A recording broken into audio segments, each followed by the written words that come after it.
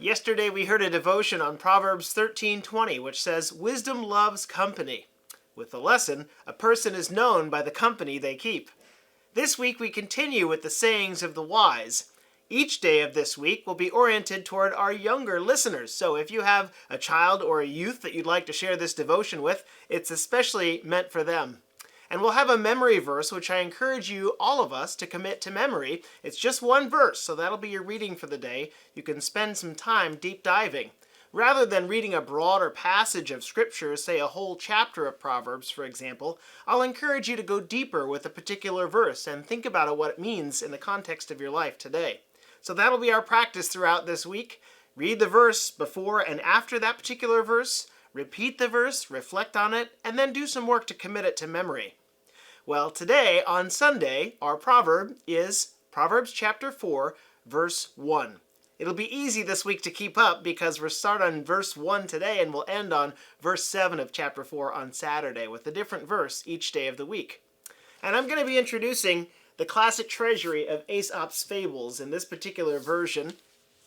Proverbs chapter 4, verse 1 says, "Listen, children, to a father's instruction, and be attentive that you may gain insight."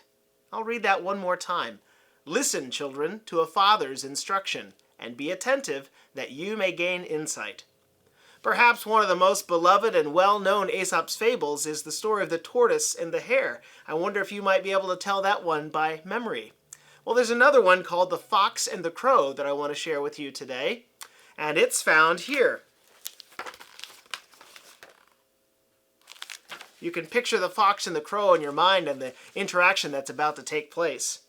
A fox spied a crow sitting on the branch of a tall tree with a golden piece of cheese in her beak. The fox, who was both clever and hungry, quickly thought of a plan to get the cheese away from the crow. Pretending to notice the crow for the very first time, the fox exclaimed, "My, what a beautiful bird!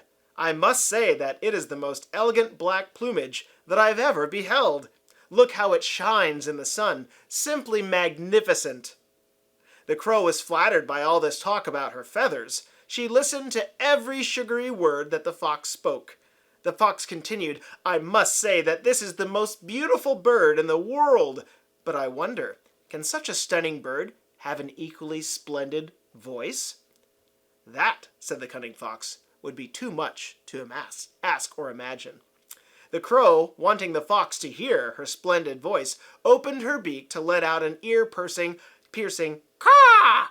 As she did so, the cheese tumbled out of her mouth and was gobbled up instantly by the hungry fox. The moral of today's story is, never trust a flatterer. So as we think about the context of being attentive to a father's instruction, that's a good piece of advice for today. Don't go about flattering or listen to flattery. Have a wonderful Sunday, everyone.